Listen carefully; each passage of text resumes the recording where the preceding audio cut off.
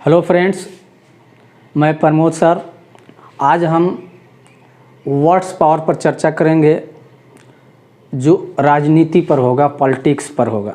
तो आज का हमारा टॉपिक होगा इंग्लिश वोकैब ऑन पॉलिटिक्स।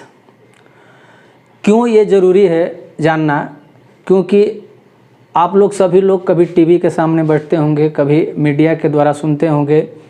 ये जितने भी इंग्लिश वर्ड सुनते हैं राजनीति से संबंधित, ये कंफ्यूज कर देते हैं वर्ड्स। तो इन वर्ड्सों को जानना बहुत ज़्यादा ज़रूरी है। तो बहुत सिंपल तरीक़ा से आज हम समझाएंगे पॉलिटिक्स पर वर्ड्स, जिससे आप टीवी देखेंगे, डिबेट देखेंगे या किसी समाचार के माध्यम से जो अंग्रेजी आता है उसको आसानी से समझ लेंगे। तो आज हम पढ़ेंगे English vocab on politics. Politics राजनीति पर इंग्लिश वोकैब यानी इंग्लिश वर्ड सीखेंगे और वो पूरा पॉलिटिक्स से संबंधित होगा। तो चलिए हम सबसे पहले शुरू करते हैं नेपोटिज्म। नेपोटिज्म, ये नेपोटिज्म क्या है? बहुत ज़्यादा चर्चा में ये वर्ड रहता है नेपोटिज्म। नेपोटिज्म मीन्स भाई भतीजावाद। देखिए कितना इम्पोर्टेंट शब्द है ये। नेपोटिज्म का मतलब भाई भतीजावाद। तो ये चाहे राजनीति हो, चाहे ये बॉलीवुड हो। बॉलीवुड में अभी भी सुने होंगे आप लोग सुशांत सिंह राजपूत, जो बॉलीवुड में इतना भाई भतीजावाद है, इतना नेपोटिज्म है, उसका शिकार हुआ और इसको फिल्म नहीं मिल रहा था तो ये सुसाइड कर लिया। तो इतना बढ़िया अभिनेता हम लोग खो दिए नेपोटिज्म के कारण। तो बॉलीवुड में नेपोटिज्म छाया हुआ है, पॉलिटिक्स में नेपोटिज्म छाया हुआ है, जिससे बहुत से प्रतिभावान व्यक्ति उसका शिकार हो जाते हैं। तो नेपोटिज्म का मतलब भाई भतीजावाद।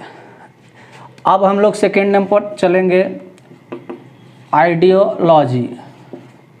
आइडियोलॉजी आप लोग डिबेट में या मीडिया के माध्यम से सुनते होंगे आइडियोलॉजी, कांग्रेस की आइडियोलॉजी, बीजेपी की आइडियोलॉजी। ये आइडियोलॉजी क्या है?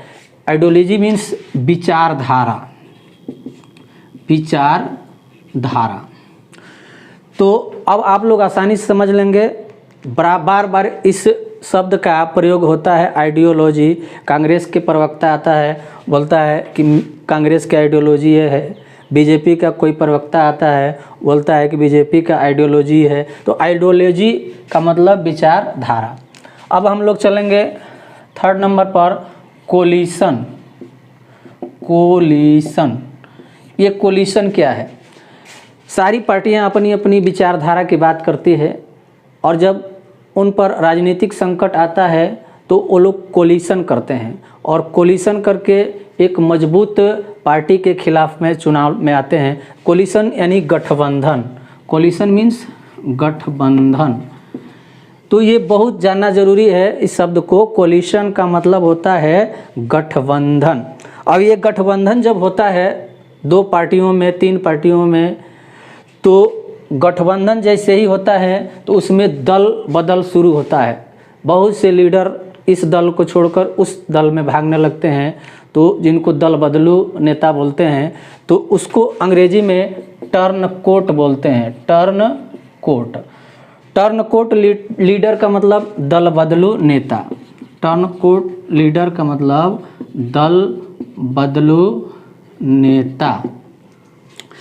तो जब भी कोई पार्टियां कमज़ोर होती है और सामने वाली पार्टी मजबूत होती है तो इस दल के नेता उस दल में भागने लगते हैं, जिसको टर्न कोट बोलते हैं। अब एक अंग्रेजी और वर्ड है अंग्रेजी में जो बहुत ज़्यादा प्रचलित है, जिसका नाम है मैनिपुलेट। मैनिपुलेट बहुत ज़्यादा शब्द चल रहा है। मैनिपुलेट का मतलब होता है हेर फेर। हेर फेर। तो ये मैनिपुलेट यानी हेर फेर होता है, किसी चीज़ को अपने पक्ष में कर लेना, यानी घुमा फिरा कर अपने पक्ष में अपने महत्व में ले लेना, उसी को मैनिपुलेट बोलते हैं। तो फ्रेंड्स, मुझे उम्मीद है कि आज का ये शब्द आपको बहुत ज़्यादा पसंद आया होगा। आप वीडियो को अंत तक देखें, चैनल को सब्सक्राइब करें। Thank you for watching this video.